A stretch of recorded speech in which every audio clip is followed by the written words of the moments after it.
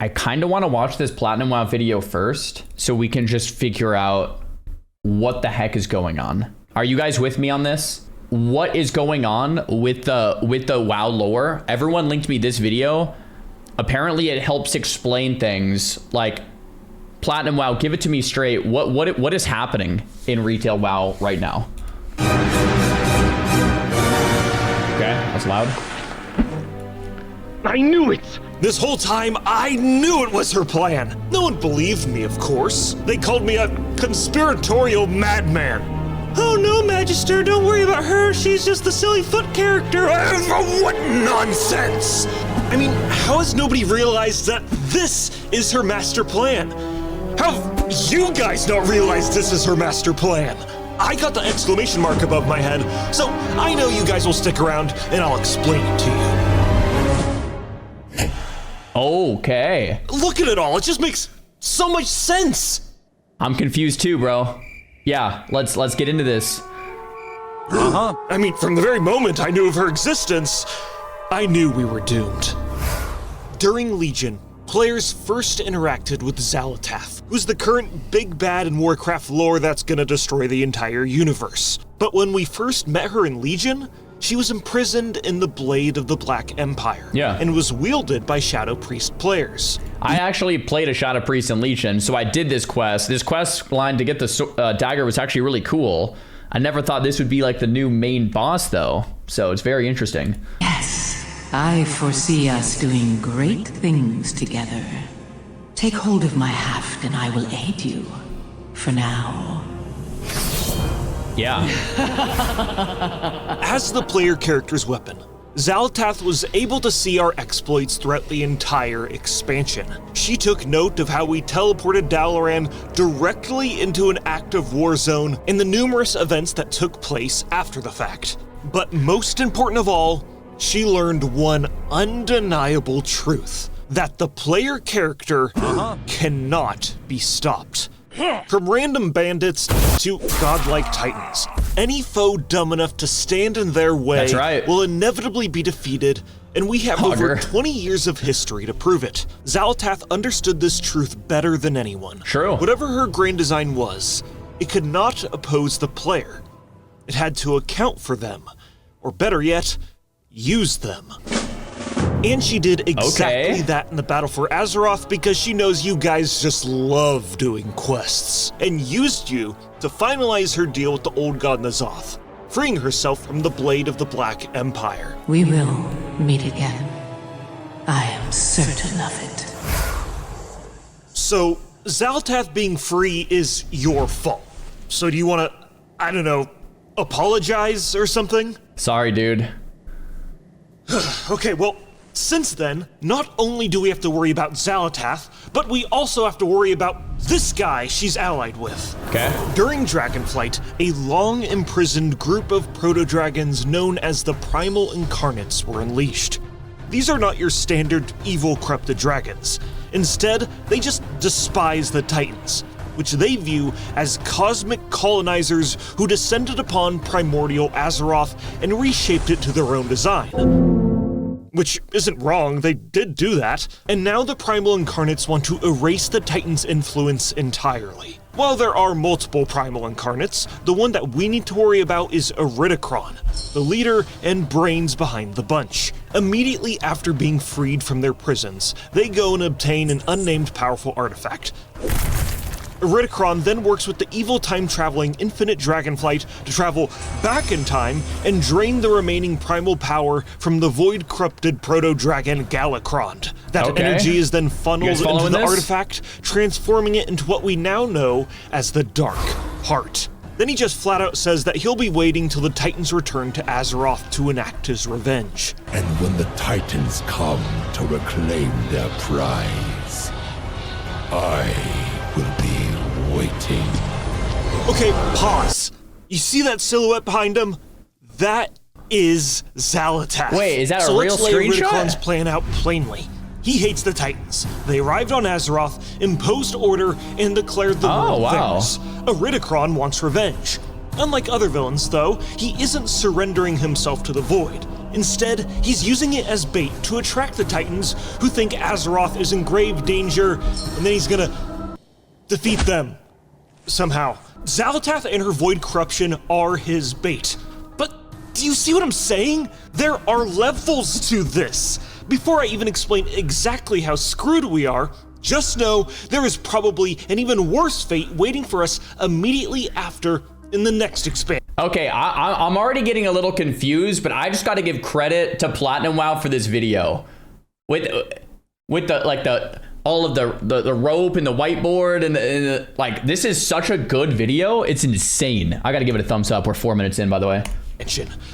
Doesn't that worry you just a little bit? Okay, then let me explain to you why Zalath is so dangerous. Okay. Now, her story has already been explained to you in-game, practically in reverse, amongst a ton of other lore, drip-fed with little bits of information 6 months at a time and over the span of a decade. So it makes sense why you're so clueless, but bear with me for a moment as I explain what we do know about this entity that is gonna kill us all. Okay, let's see here. Let's start 100,000 years ago on an entirely different planet. Okay. Dimensius is the biggest, baddest Void Lord that consumed every other Void Lord and then started to manifest into our plane of existence and consume everything in sight. Yeah, I remember watching Race to World First, yeah. He died. But the thing is, Void Lords like the All-Devouring struggle a lot to actually manifest into our physical universe. Before being a Void entity, Zalath was a alien. Someone goes, I just killed that dude in Netherstorm, bro. True. In baby thing that was consumed by the Void. She then became the All-Devouring's harbinger and easily moved through our reality and found the world of Koresh. The planet Koresh being one of the few in existence that contains a living world soul, which saw its impending doom of being devoured and sent a telepathic cry for help to its denizens. But while Zalath inspected Koresh to make sure it was a fitting meal for her master, she discovered that the people of Koresh had these powerful artifacts called the Reshi Ribbons that could be used to absorb an immense amount of power, convert it into arcane energy, and blow up the planet and destroy it. And Zalath didn't really like it. Okay. So she planned to betray the All-Devouring and conspired with a guy called Locust Walker to use the Reshi Ribbons to blow up the planet, which broke into 1,000,000 pieces. Now, it was supposed to kill the Void Lord, but the people of Koresh messed up and also became beings of pure energy called the Ethereals. Dude, Ethereals could be a new race. That would be nuts. That'd be crazy. Somewhere else in the universe, the old gods were sent by the Void to corrupt Azeroth and its world soul. But, they weren't really successful in doing that, and instead are waging war against each other to claim the planet. But why? Well, this is where I'm gonna get a little bit into lore speculation, so bear with me for a moment. During the War Within, it's revealed to us that the Earthen, among other Titan creations, were given free will by being in close proximity to the world soul of Azeroth. Azeroth having the ability to grant living things free will is super duper special in the Warcraft universe. So we can assume that this is the same thing that happened to the old gods. They dug deep into the earth, and Azeroth granted them free will, and then the old gods wanted the planet for themselves, not for their void overlords. After destroying the All-Devouring, Zalath was here on Azeroth, and saw the old gods were building something. N'Zoth should have known Zalath would target Ny'alotha when she learned what he was building. Fortunately, our aid will leave him in our debt. Right now, we don't really know exactly what N'Zoth was building, but Zalath tells them to knock it off, and then the old gods work together to imprison her in the Blade of the Black Empire. She then whispers to the weakest of the old gods on Azeroth, who is also N'Zoth, and offered to team up with him to dismantle his siblings. Consider what greatness could be yours if your siblings did not stand in your way. The offer stands. You need only reach out and claim it. It's so funny just speaking out of a dagger. Okay. Eventually, the Titan Keepers show up to Azeroth, imprison all the old gods, and Zalath is floating around as a dagger for thousands of years, being wielded by various people and manipulating them in the process. Then in Battle for Floating around as Azeroth, a she dagger. tricks the players into helping finalize her deal with N'Zoth, and is freed from the Blade of the Black Empire.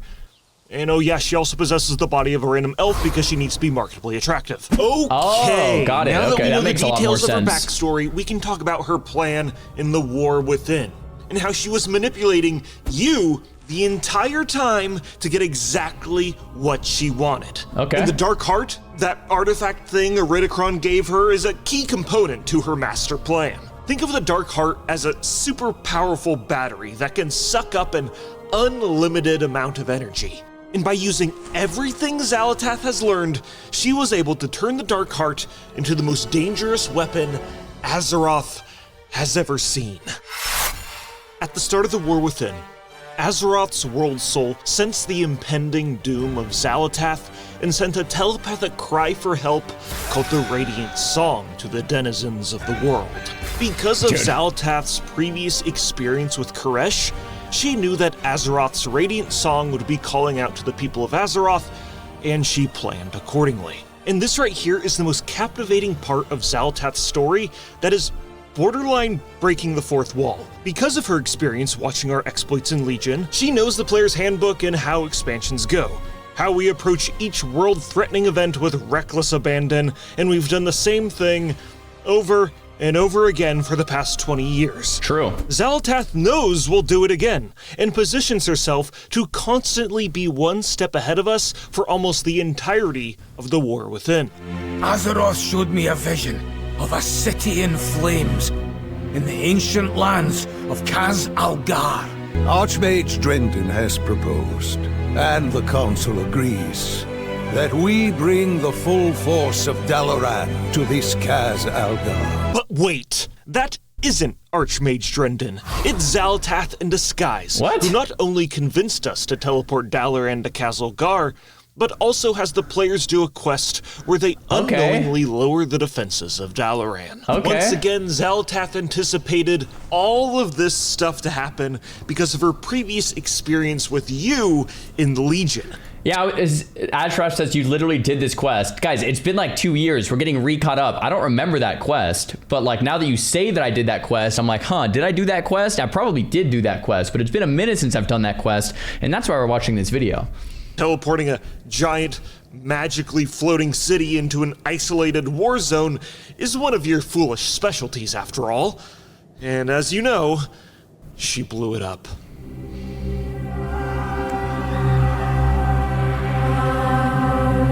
But before that, she allied with the Nerubians to take a whole bunch of hostages from Dalaran, because she knows that you murder hobos would retaliate by traveling to their kingdom and just slaughter a whole bunch of bugs.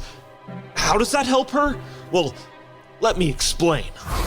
Okay, so before the War Within, Zalath approached the fading kingdom of Aj Kahet with a tempting promise. Okay, I remember this a part. return to the glory it once knew. Yeah. By harnessing the power of the Black Blood, which is old god blood embedded deep within the earth, the Nerubians could ascend into terrifying new forms, empowering their kingdom and standing ready to oppose the player characters who threatened it. To ensure this war, she had the Nerubians take hostages from Dalaran. We can even talk to Arathi NPCs who say that this behavior is very strange for the Nerubians. But Zalath knew that taking hostages would help provoke a war that the Nerubians could never win.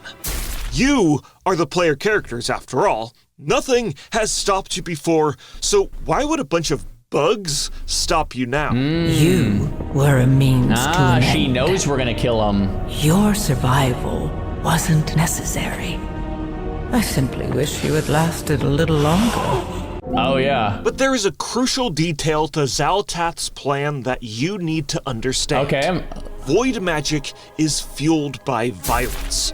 And what force on Azeroth creates more violence than player characters? By placing a void-infused kingdom directly in our path, Zalath has ensured bloodshed was inevitable. To her, the Nerubians were never really allies.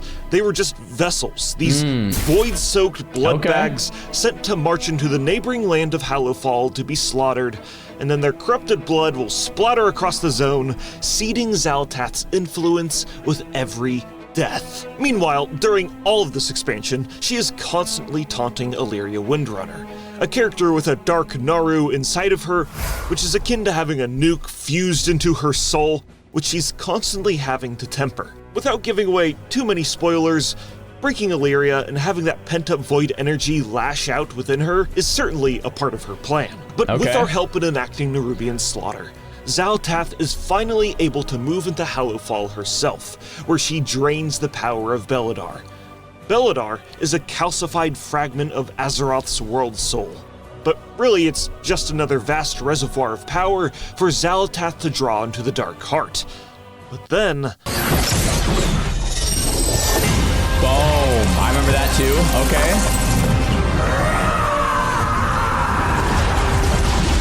This changes nothing! She's pissed.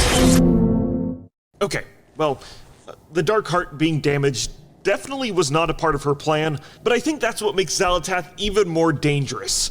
Not every plan she has goes her way, but as you guys will soon see, by the end of the expansion, she's able to come out on top and become even more powerful than previously intended. So what I'm saying is, you're still screwed. Okay. Let me explain why. Wouldn't the player still just has win? goblins help repair the Dark Heart. Then it's stolen by an ethereal cult called the Shadow Guard. These ethereals were working for Zalath, but the Shadow Guard King returns and orders them to take the Dark Heart back to Koresh to revive it. Now, we've ran into a bit of a problem. Zalath alone cannot defeat them if he is revived. We alone cannot What is that defeat shot, him man? if he is revived. And if he is revived, he would consume the entire universe. So in order to stop the Warcraft universe from being no more, we are forced to ally with Zalath, knowing full well that she's going to betray us by the end of our partnership, but we're really in no position to refuse her aid. You broke my dark heart, Illyria. Without it, I cannot prevent his return. At least, not on my own. With Zalath's help, we Some good venture dialogue. into the last raid of the War Within, Manaforge Omega, where the Shadow Guard Ethereals are using the Dark Heart to revive them. During the fight with sick. all the Okay, I didn't understand we that dive lore. into the Dark Cool. Heart to defeat him so he can't re-emerge. And this phase of the fight is one of the craziest spectacles of a boss fight Blizzard has ever created. Dimensius is literally the size of a city. We're dodging giant rocks and laser beams and this fight looked flying under his insane. I remember armpit. watching It's crazy. By the end of the fight, we banish Dimensius into the Dark Heart, and Zalath straight up just lies to us and says, "Hey, you gotta leave now. This place is about to collapse, and I'm just gonna sacrifice myself." So we exit the Dark Heart. She follows us, and she kills Locust Walker, and then leaves.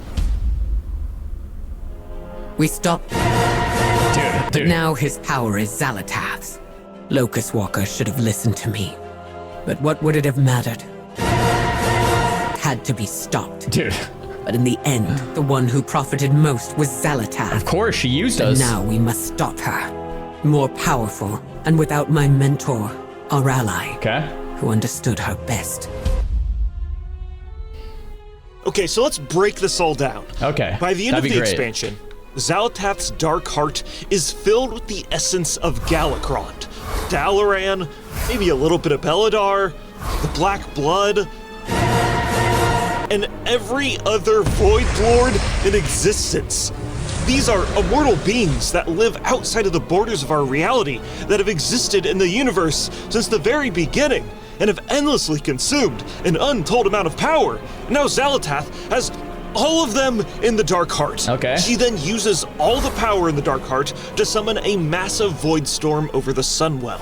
And every paladin, Every priest, every flicker of light on Azeroth is needed to consolidate into one singular place to push back the storm from destroying the Sunwell. Okay, this is actually really helpful. Okay, all right, nice. I was like 18 minutes in, I was like, what is going on? It's like, all right, there it is. That's all horrifying, and we're all probably gonna die, thanks to your incompetence, but there's another layer to Zalath's plan that I feel like nobody's really talking about. In the cinematic for Midnight, Liadrin summons an army of paladins to push back all the Void bad guys, blah, blah, blah, blah, blah, whatever. Yeah, I remember this. After this happens, Zalath just smiles and disappears. Literally disappears. So it begs the question, is this whole Void Storm thing just another distraction? Probably. Is Zalath one step ahead of us once again and left to go execute her real goal?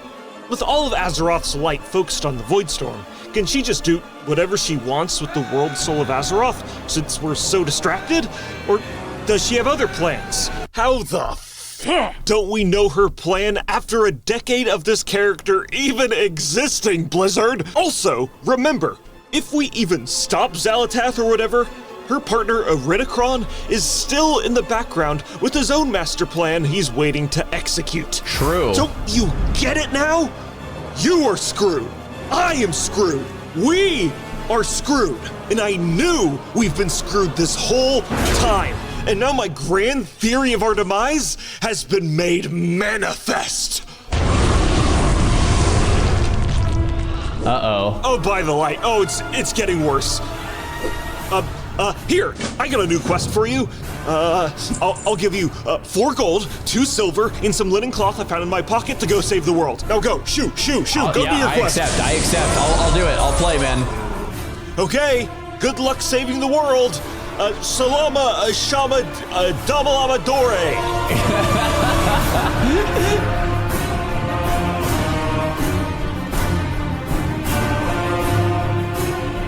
Bro, I've got to say the biggest W in this video is to Platinum WoW for making this video. Holy crap, that was a good upload. I think I'm like generally, guys, I'm going to be honest, the specifics really do lose me. But I think this part, kind of like full circle moment, like, okay, she's done all this stuff to power up the Dark Heart. She's used the Dark Heart to put this thing over the Sunwell, and we're trying to like force blast the Dark Heart backwards with a bunch of light. Like, all right, cool. Now we're going in with like some type of something, right? That's good. Good to know. People want the link to the video. Yes, this was great, man. This was Platinum WoW. Check them out. We have the link here. I'll throw it in YouTube as well. I don't know if I screwed that link up. Maybe that works fine. But I do feel a little more caught up with that.